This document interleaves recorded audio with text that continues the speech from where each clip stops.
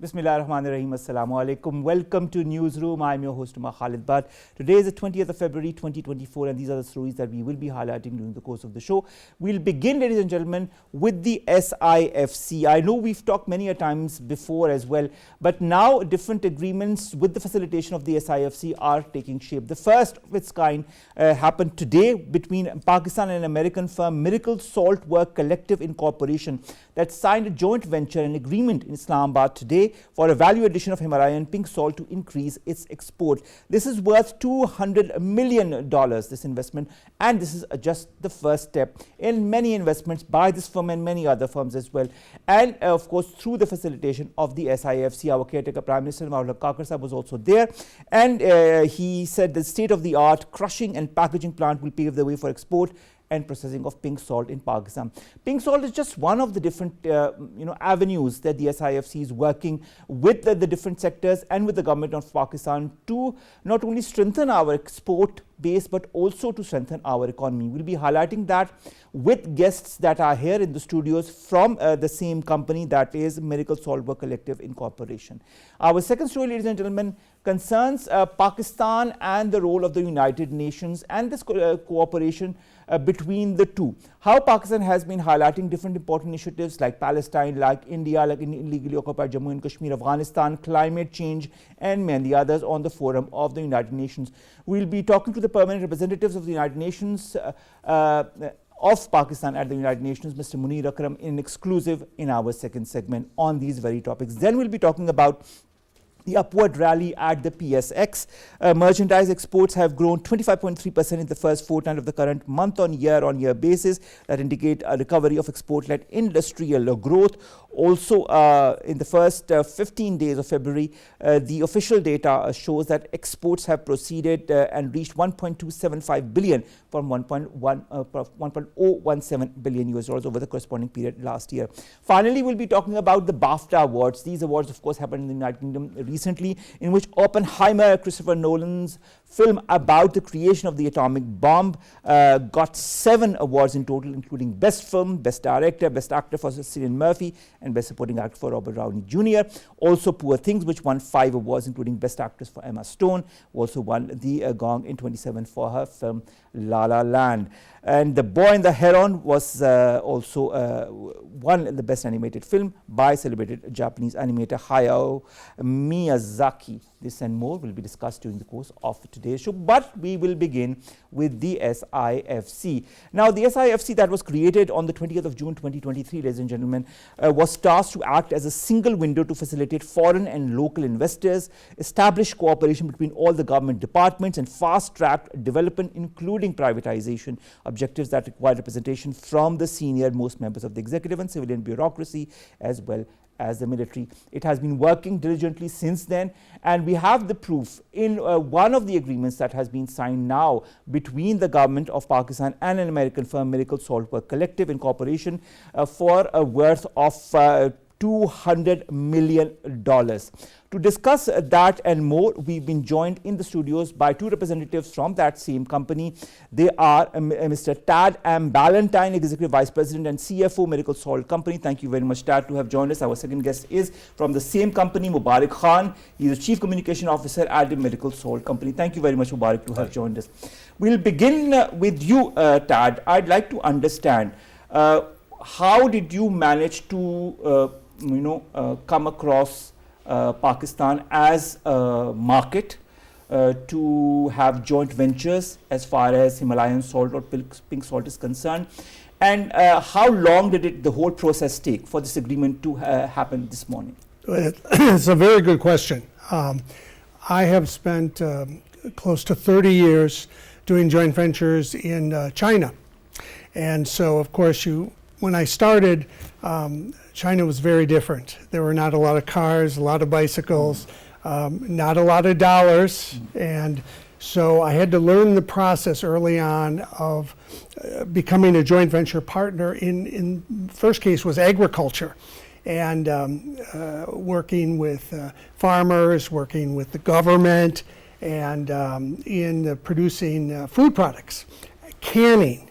So that was interesting because the first 5 or 6 years that I was on the board with my Chinese representatives, they would often yell at each other, but they would never yell at me as an American. And it took me about 7 years, and one day I got yelled at the board. And I looked what happened, and they said, "Welcome to China, you are now Chinese." And they traded my name. I had a new name. I was not Mr. Ballantyne, I was Bai Tai Do. And from that point on, I felt very comfortable in the country. When I first came to Pakistan, Mr. Khan's father wanted me to come because I was interested in lithium at the time. I was on the board of some Chinese companies, and it was one of the resources they were looking at. And he kept talking about pink salt. The whole lunch meeting he was talking about pink salt. And I didn't know. I said, maybe, maybe not. He said, "You must come to Pakistan." And I came for the first time to Pakistan for 10 days. I met with government officials in the morning, 5 to 10 every day, and businessmen at night at their homes, 5 to 10. I probably met at least 100 business and political people from Pakistan. I felt more accepted in the first 10 days in Pakistan than in the first 7 years.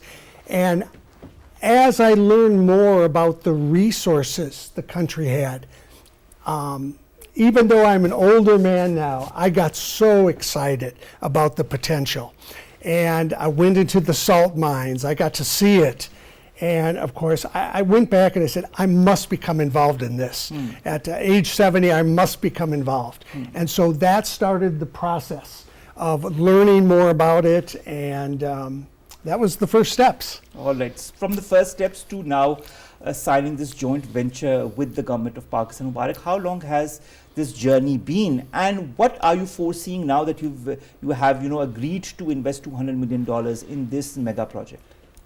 So in the genesis of the project, we were in the international markets, and what we had the ability to see is how the product is being received on the shelf, what the consumer thinks, the actual end consumer of the product. And we were very excited about the potential at that time because the product was selling itself. Conscious consumers were going looking for it because it's the most pure salt on earth.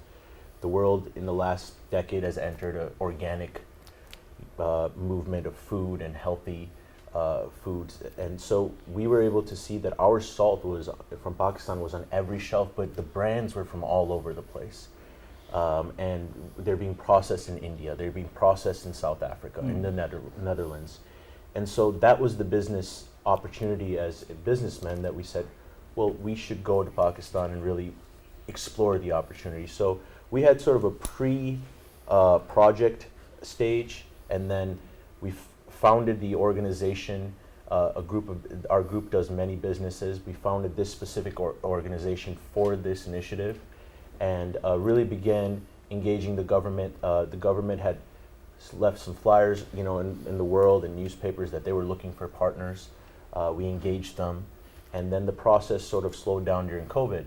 But coming out of COVID, we were rejuvenated because the markets were still growing. The market for pink salt was growing, and it was going estimated to about $10 billion. When we looked at Pakistan, it was only $70 million of revenue retention. That didn't make sense to us. It's a no-brainer if you're looking at it from outside in. And so we started to speed up our engagement to the government. We locked down our investment, and I would say in the last 6 months, specifically when SIFC was founded, we really saw the government become proactive. And instead of us reaching out to them, they began reaching out to us. That, hey, we want to move forward. We think this is the right thing to do. This is the only resource we have no competition for globally, and it ends up in the shelves and then homes of millions of people around the world. So the process has been sped up these past 6 months, and today we were able to conclude it with what we feel is a milestone moment, signing the joint venture agreement. And for us as a company, our culture is what's next. So next is we enter the feasibility study, and by this time, maybe less than this time next year, we're looking at a full scope of a techno-economic feasibility study, and then starting to invest in the project. And hopefully, if we find that there's more investment needed than 200 million, because of the way we've been engaged by the government and the SIFC, I believe I can speak for our board and our partners that we will be willing to invest more if necessary. Dad, will pink salt be the only avenue in the long run that your organization is looking at as far as collaboration or investment in Pakistan is concerned, if things go or move in the right direction within the next 12 months? Because what I understand from Mubarik is that the next 12 months, of course, will be important, because these are this is the time where the feasibility study will be made, and then, of course, the whole process will kickstart by the same time next year. Are you willing, or are you also willing to talk to other companies who you know about investing in Pakistan, about collaborating with Pakistan in different fields, as has been the mandate of the government of Pakistan, the SIFC? Well, again, it is a great question you ask, because if we think of it just as pink salt, if we think of it just as a mining venture, it is much more than that. And I came to realize that in talking with the government and talking with the state investment company. This is a country development project. It is much bigger than just one thing. And it opens the door to monetizing. This is an asset owned by the people. I am here only for the good of the Pakistani people. I have been blessed. I don't need any more money. I am an older man.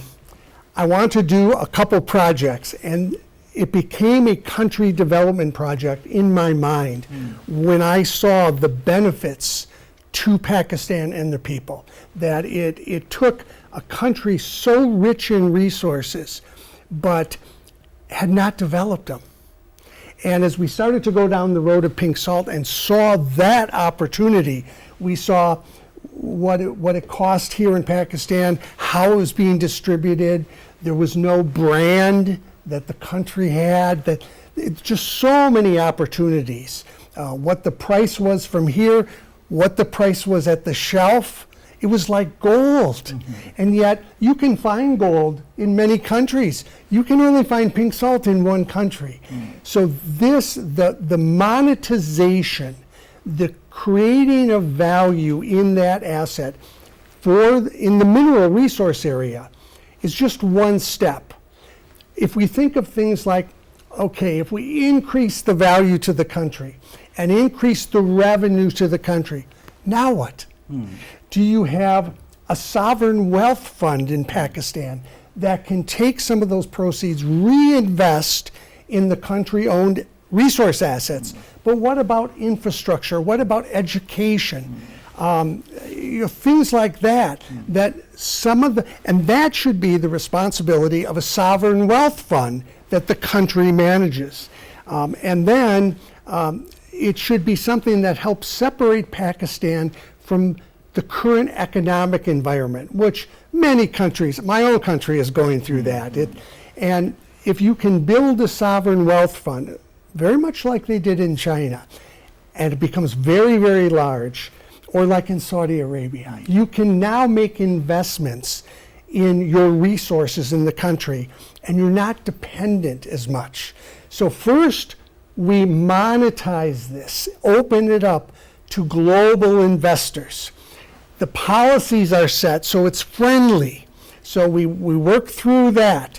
These are country development things. It is much bigger than just one resource. And to me personally, as a businessman who's done billions in sales, that became more important, because I saw when China started to do some things and they developed a middle class, and it went from peasant farmers to a middle class. And they went, what does that mean? Well, that meant first time a young man would buy a car, first time he would buy a refrigerator or something. Well, that meant they needed resources, silver, lead, gold. They didn't have it. So they started going outside and investing in Africa and Australia and Pakistan, because the resources in the country. But the difference is, I have said right from the start, many times in Pakistan, we must develop and process the mineral in Pakistan. The most value creation, not just export it and take it out. And so this turned in from a mineral project to a country development project for me personally. All right, that's very interesting. And there's something that he pointed about manufacturing the pink salt in Pakistan. An organization or a country has benefited in the past from the pink salt, and not much at the end of the day comes back to Pakistan as much as it should.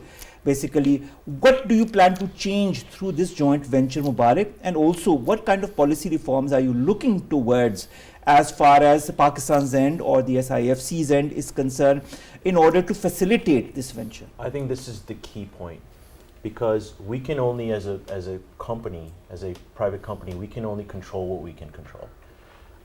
This setting of, we can suggest policies that we think are economically viable. The people who have to set the policy are the folks that are running the country, and organizations such as the SIFC.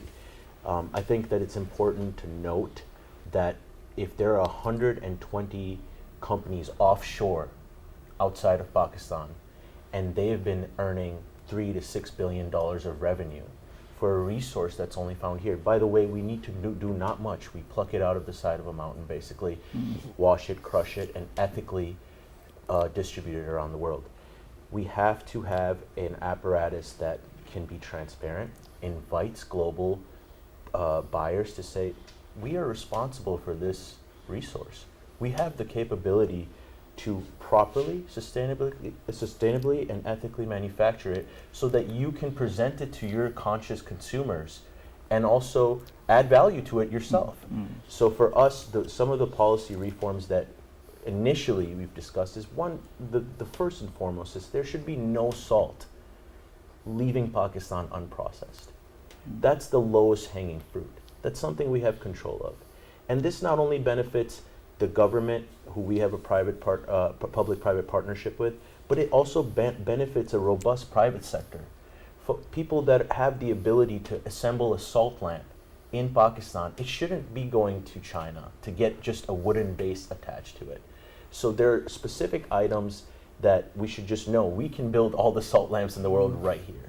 But then when you come to the mass production of it, it is used from anywhere from a recipe of food to pharmaceutical products, to, if you take Pedialyte, it's mostly salt. Gatorade has salt in it. Applications of salt are in everything. It's an essential part of human existence. So there's a vast market. So if we can just say that, okay, you're allowed to do some added value outside of the country or whatever you want, but in Pakistan, it will always leave crushed. The second thing is, people will automatically say, well, how are you doing it? Can we trust your manufacturing apparatus? Yes, you can, because we are completely transparent. Come take a look at our plant. We plan to build the best salt facility in the world here, as far as crushing and packaging goes. Come take a look. We have to be transparent. And also, people in today's market, they want to know what's happening where you're extracting the resource. This is one of the only things that you mine and then you eat. So the buyer is even more conscious. Mining has a certain dark tinge on it of, is it ethically sourced, etc.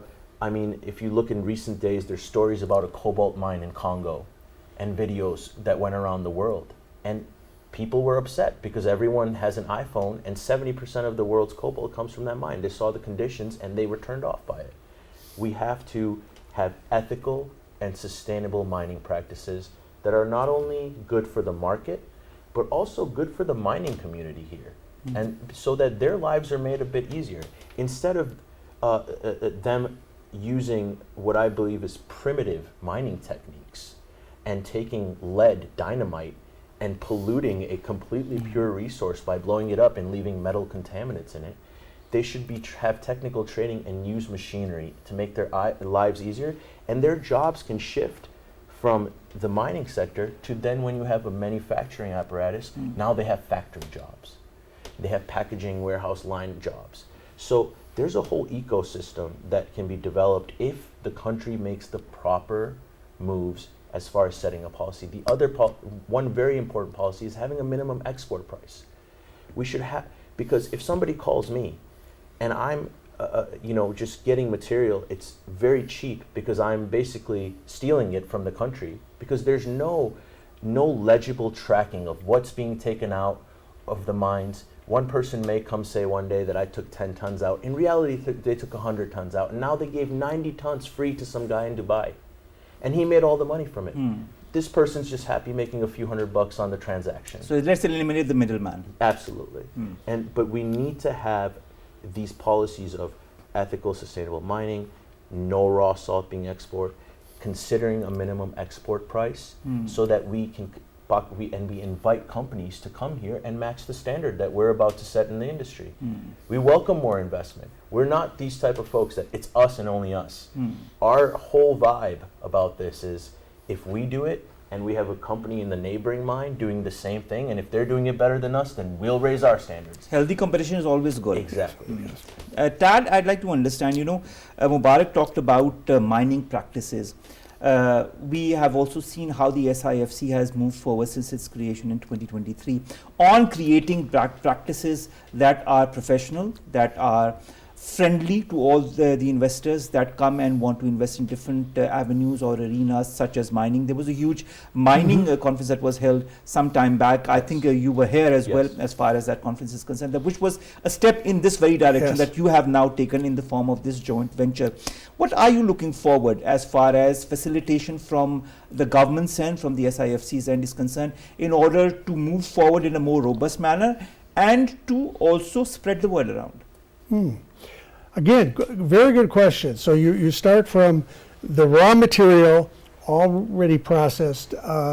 There's a sequence and the standards that you put in place. When I first was doing agriculture in China, there was a man from the United States who many years ago came to China with his canning plant. 30 years later, when I saw that canning plant, it was the same standards that he had set up, but things had changed a lot. But they followed it, they did it just like they said. It was good, but was not the state of the art and was not the most efficient. And so in mining, for example, let's take something simple like safety. Today, you can find helmets with Wi-Fi in them that can monitor if your miner is on equipment, or if something happens at 3 a.m. to him. A signal goes out and the manager knows, well, in this part of the mine, somebody has fallen off a truck or something has happened. The little things like that, the state of the art, that every process that gets looked at, I suspect that you'll find what was done early on by the English in building them, there's probably some of the very same things. Spacing of the mine supports. So we need to be state of the art, we need to be updated as far as the different technologies used. Not just for this, because we do it for this, and we train and we support schools. Maybe just bring some good professors from different schools, have them come for a year, start a mining institute in Pakistan, start young men and women who go and train the first year, and then they go back and start that process. You will develop the expertise within Pakistan with the young men, so they learn, so that this takes a while to change a country, to bring it up to global standards, but we are committed to that. That's why I keep saying this is country development, mine development, environmental standards is another thing. When you take things out, and then if you're open pit mining, in many countries you have to restore the environment to what it was when you started. Do we have those policies? Do we, Are we mining above the mountain? Are we mining below the mountain? Questions, Tad, I think, which will, I hope, within the next year or so, when the feasibility study will be answered. Absolutely. With due collaboration with the government of Pakistan and the SIFC acting as facilitator. And of course, we are looking to many good things from your company, and also spreading the word to other companies to come and invest in Pakistan, and to let them know that we have an investor-friendly environment. And I hope you'll be proof of that as well. We're a bit short of time for this segment. Thank you so very much to both of you. Ted Ballantyne, Executive Vice President and CFO, Mineral Salt Company, and of course Mubarik Khan, Chief Communication Officer, Miracle Salt Company. Sorry, it was not mining, it was Miracle Salt Company. My slip of tongue. And we wish you all the very best. And we hope to see you very soon in this very platform, talking about all the progress that you've made as far as this project is concerned. All the very best to you guys. Thank you for your time. Let's come to our second story, ladies and gentlemen, and that concerns United Nations and Pakistan, and the role that Pakistan has been playing under the auspices of it. There are different agendas that Pakistan has had as far as its role in the United Nations is concerned, and a lot of them have been achieved due to the diligent expertise of representatives that have represented Pakistan at the United Nations. We are in conversation with the current Pakistan's permanent representative to the United Nations, Ambassador Munir. Akram, thank you very much, sir, to have joined us in this forum. I'd like to begin with the basics of Pakistan's foreign policy vis-a-vis the United Nations. Do you feel that they remain unchanged this year as well, whether it be the support for Palestine, for Kashmir? What are the guidelines in your point of view to further these causes, and how successful has Pakistan been on the United Nations forum as far as these very practices is concerned? Well, Pakistan's foreign policy is based on the principles of the UN Charter, the decisions of the Security Council, and international law. So this is an unchanging framework of Pakistan's foreign policy. Of course, we design our specific initiatives and specific actions to promote Pakistan's national interests, and these are very clear. These national interests are also constant. Of course, the tactics and details change as the international circumstances change. At the current moment, our priorities are, first of all, Kashmir and the prevention and deterrence of a very aggressive India. Secondly, to address the problems of terrorism, which arise from across our western borders and which are also sponsored by certain hostile countries. And thirdly, to promote economic and social development and to create the conditions in which the Pakistan economy can grow together with the economies of other developing countries. So these are the basic objectives and framework of our foreign policy, and I believe that this will remain constant going forward. Akram Saab, I'd like to begin with the current cause that has besieged the world, and that is that of Palestine. On Palestine, you said last month, and I quote, in a high-level council debate on the Middle East crisis, we hope the council will be able finally to adopt a resolution demanding a complete cessation of hostilities, full access to humanitarian assistance for the besieged population of Gaza, and international protection for the Palestinian people. How important today, a month later, is the implementation of these very principles that you laid out under the current circumstances? Also, you have said that the behavior of the extremist Israeli leadership will consign the Middle East to perpetual conflict. Isn't this conflict unfolding as we speak? Well, as it happens, today the Security Council will vote on a resolution that has been proposed by Algeria to call for an immediate humanitarian ceasefire and for provision of humanitarian assistance to the besieged people of Gaza and to promote a two-state solution. Unfortunately, it appears and has been declared that the resolution may not be adopted because of the veto which is likely to be exercised by one of the permanent members. There is, of course, another resolution which has also been submitted by the United States, which calls for a temporary pause in the fighting, which of course is not the best and most satisfactory solution. But this calls for a temporary pause in the fighting leading to a sustainable ceasefire. So I think the Security Council is making its efforts.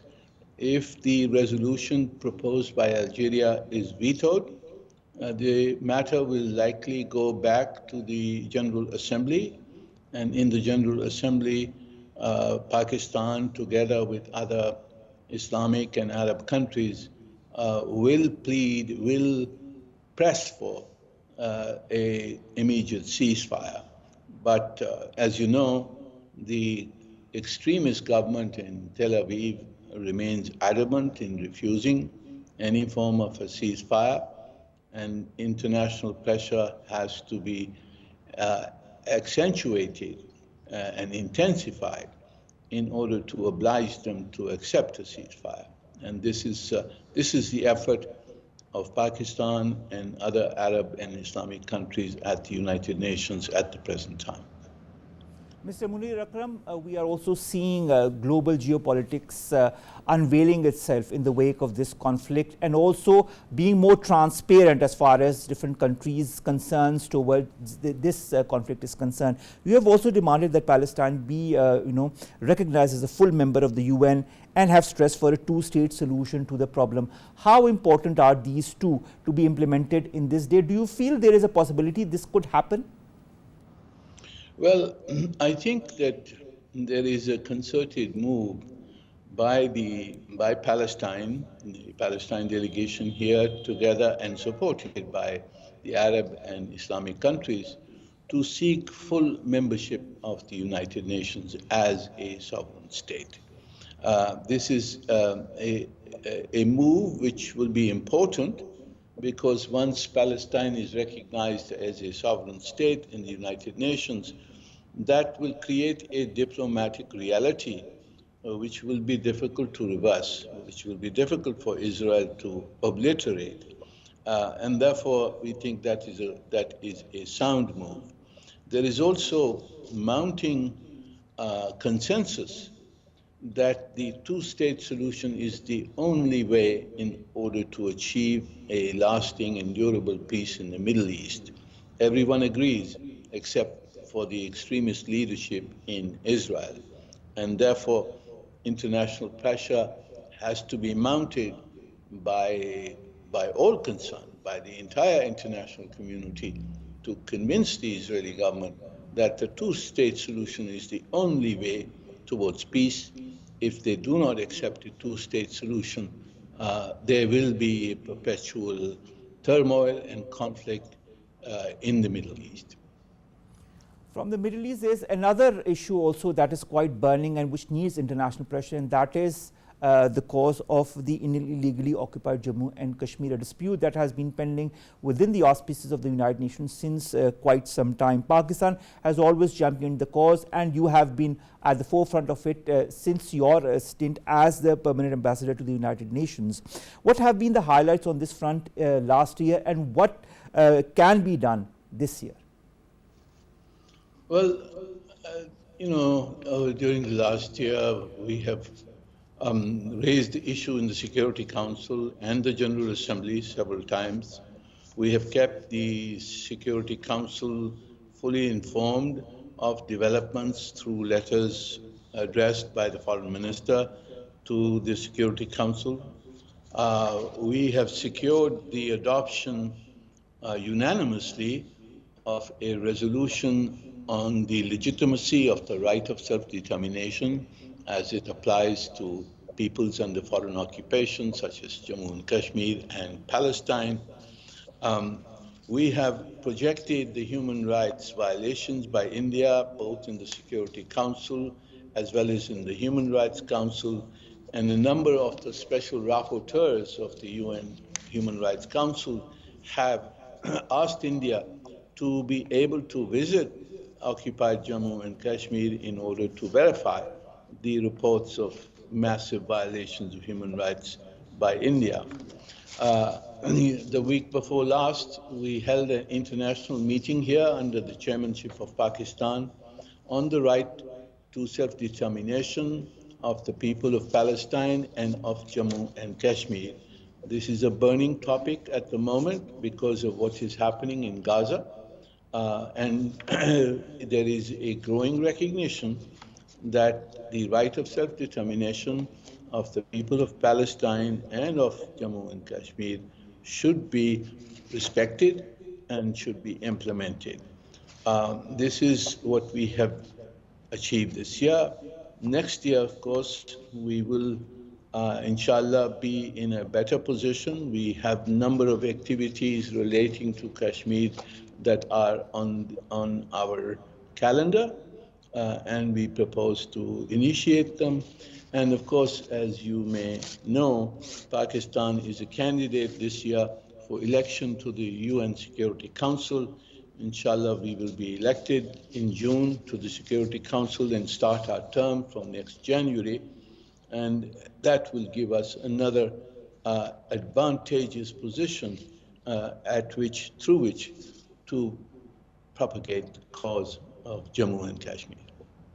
Speaking of illegally occupied Jammu and Kashmir and kind of diversifying a bit and entering India as a whole, Pakistan, through you, have urged the top official of the UN Alliance of Civilizations, Mr. Moratinos, to play their role for the protection of Islamic sites in India. You were addressing an OIC ambassadorial meeting at the United Nations headquarters in New York in January, where you said that the event in Ayodhya marked a disturbing rise in Hindu majoritarianism in India. Can there be some action taken in this regard by the United Nations? Yes, we have proposed in our letters that the UN High Commissioner for the Alliance of Civilizations, who has the mandate to safeguard religious sites, that he take note of what has happened. We are asking the Secretary General as well as the High Representative that they should implement both the Declaration on the Protection of Religious Sites and the Plan of Action, which already exists for the protection of religious sites, that this Plan of Action should be activated. We will propose the preparation of a compendium of religious sites of all religions across the world, which may be under threat. This includes almost 1,000 mosques and religious sites in India, and we would call for the protection, international protection of these religious sites. So this is a work that is still in progress, and we hope that we will achieve our objectives and oblige India to take note of the international concern about what it is doing with regard to this pervasive policy of Hindutva, which is posing a threat not only to the Muslims of India, but to the entire Islamic legacy of India. Finally, Munir, Akram Saab, how has Pakistan's foreign policy directive been under the auspices of the United Nations towards Afghanistan? What are the expectations vis-a-vis Afghanistan as far as the United Nations and Pakistan are concerned? Well, as you know, Pakistan and Afghanistan are close neighbors. We are linked by faith, by history, by culture, language, and so forth. So we are two countries whose destinies are intertwined. Afghanistan has gone through 40 years of war. That war has hopefully ended. There is one government in Kabul, and we have to find ways of promoting a good relationship with Afghanistan. We have problems because there are still terrorist groups in Afghanistan which operate from there and conduct terrorist actions against Pakistan. We will have to work very diligently, both through our intelligence-based operations, deterrence operations, as well as dialogue with the interim government in Afghanistan in order to finally put an end to these terrorist attacks against Pakistan. But having said that, we are completely sympathetic to the plight of the Afghan people. We have been in the lead to generate humanitarian assistance to them. Most of the assistance to Afghanistan goes through Pakistan. We are continuing that. We are supporting the economic revival of Afghanistan.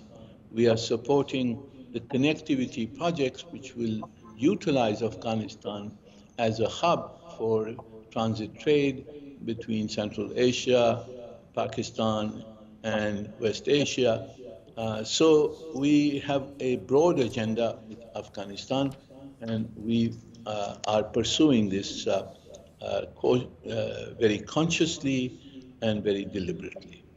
Thank you very much, Mr. Munir Akram, Permanent Representative of Pakistan to the United Nations, to have joined us in this exclusive tete-a-tete, to have talked to us about the different concerns Pakistan has and how you have been highlighting those very issues in the United Nations since the last few months, and will continue to inshallah do so in the coming months. And of course, you are an extremely important input as far as Pakistan's perspective and highlighting Pakistan's perspective in the United Nations is concerned. Thank you very much, sir, to have joined us. Let's come to our last two stories. The first concerns the PSX that added 500 points on hopes of some consensus of the new government.